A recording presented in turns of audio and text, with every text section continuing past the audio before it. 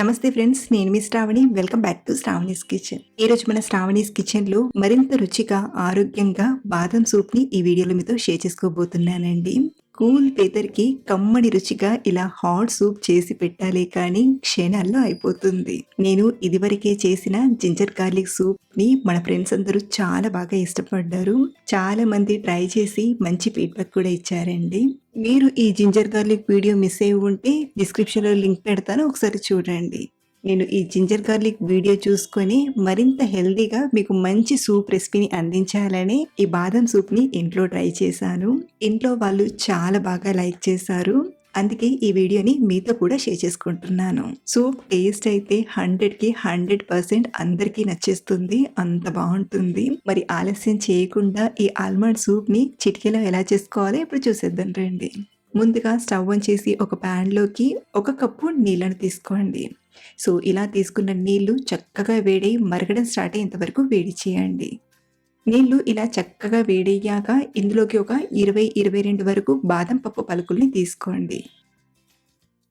ఇలా వేడి నీళ్ళలోకి తీసుకున్నాక వెంటనే స్టవ్ ఆఫ్ చేసేసి మూత పెట్టి ఒక 10 నిమిషాలు పక్కన పెట్టామంటే బాదం పొట్టు అనేది ఈజీగా తొలగిపోతుంది.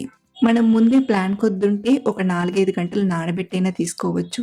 అప్పటికప్పుడు సూప్ చేయాలంటే మాత్రం ఇది ఇన్స్టంట్గా చేసుకునే బెస్ట్ మెథడ్ అని చెప్పాలి. సో ఒక పక్కన ఈ బాదం నానుతూ ఉంటుంది, మరో పక్కన మనం కూరగాయల్ని కట్ చేసి తీసుకుందాం. దీనికోసం పెద్దగా పట్టవండి.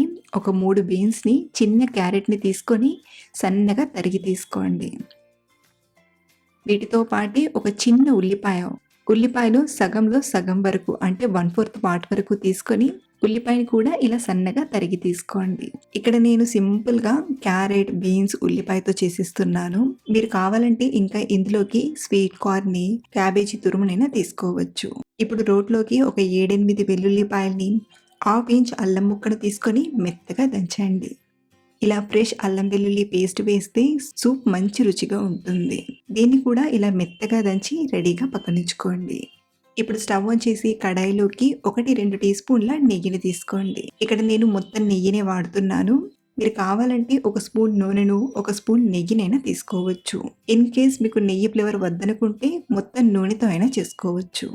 ఇప్పుడు ఇందులోకి మనం దంచిపెట్టిన అల్లం వెల్లుల్లి పేస్ట్ని తీసుకొని ఫ్రై చేయండి.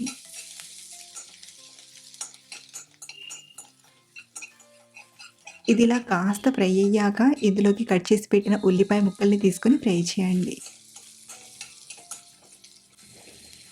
ఉల్లిపాయ కూడా ఇలా లైట్గా ఫ్రై అయ్యాక ఇందులోకి కట్ చేసిన క్యారెట్, బీన్స్ ముక్కల్ని కూడా తీసుకొని బాగా ఫ్రై చేయండి. ఇలా ఫ్రై చేస్తున్నప్పుడు మీరు ఇలా కలుపుతూ అయినా ఫ్రై చేసుకోవచ్చు, లేదా మూత పెట్టి మధ్య మధ్యలో కలుపుతూ ఒక 2-3 నిమిషాలు ఫ్రై చేసామంటే క్యారెట్, బీన్స్ అనేవి చక్కగా ఫ్రై అయ్యి కొంచెం సాఫ్ట్ అయిపోతాయి. ఇక్కడ నేను మధ్య మధ్యలో మూత పెట్టి ఒక 2-3 నిమిషాలు ఫ్రై చేస్తున్నాను. ఇలా ఫ్రై చేసేటప్పుడు మంటను మరీ ఎక్కువగా కాకుండా మీడియం ఫ్లేమ్లో పెట్టి ఫ్రై చేయండి. ఇవి ఇలా చక్కగా వేగాక ఇందులోకి ఒక 2 కప్పుల నీళ్ళను తీసుకోండి. క్వాంటిటీ వచ్చేసి ఒక 400 ml వరకు నీళ్ళను తీసుకుంటున్నాను. ఇందులోనే కొంచెం బరక్గా దంచిన 1 టీ స్పూన్ వరకు మిరియాల పొడిని తీసుకోండి. ఇందులోనే రుచికి సరిపడా ఉప్పు వేసి ఒకసారి కలిపి బాగా మరిగించండి. ఒక పక్కన ఇది మరుగుతూ ఉంటుంది, మరో పక్కన మనం నానబెట్టిన బాదాంని తీసుకొని పొట్టును సెపరేట్ చేసుకుందాం. ఇలా ఈ మెథడ్లో చేయడం వలన పొట్టు అనేది ఈజీగా వచ్చేస్తుంది. చూడండి పొట్టు ఎంత ఈజీగా వచ్చేస్తుందో.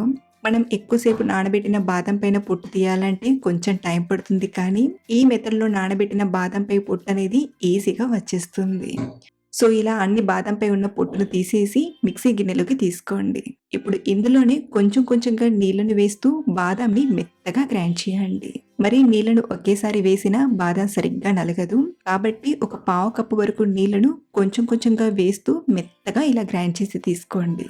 మనం ఎంత మెత్తగా ఈ బాదం పేస్ట్ని గ్రైండ్ చేస్తే సూప్లో అంత బాగా కలిసిపోయి థిక్నెస్ కూడా చాలా బాగుంటుంది. సో ఇలా గ్రైండ్ చేసిన ఈ బాదం పేస్ట్ని రెడీగా పక్క నుంచి సూప్ని చూద్దాం రండి.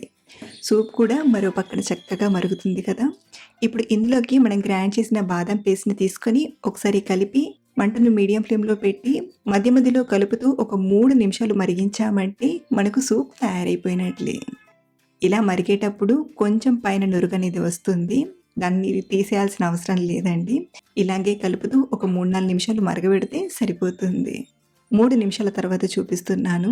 చూడండి, థిక్‌నెస్ అయినా, కన్సిస్టెన్సీ అయినా చాలా బాగా వచ్చింది కదా! మీకు ఇంతకంటే ఇంకా పల్చగా ఉండాలనుకుంటే ఎక్స్‌ట్రాగా కొంచెం నీళ్ళని వేసుకుంటే సరిపోతుంది. చివరిగా కొంచెం కొత్తిమీరాకుని వేసి కలిపి స్టవ్ ఆఫ్ చేసేయడమే. వేడి వేడిగా కమ్మని బాదం సూప్ తయారైపోయింది. ఇలా మనం వేడిగా, ఘాటుగా సూప్ తాగాలనిపించినప్పుడు హెల్తీ వేలో ఈ బాదం సూప్‌ని ఒకసారి ట్రై చేయండి. అలాగే ట్రై చేశాక మీకు ఎలా వచ్చిందో కింద కామెంట్‌లో చెప్పడం మర్చిపోవద్దు. మరిన్ని టేస్టీ అండ్ సింపుల్ రెసిపీస్ కోసం మన ఛానల్‌ని ఫాలో అవ్వండి. Thanks for watching.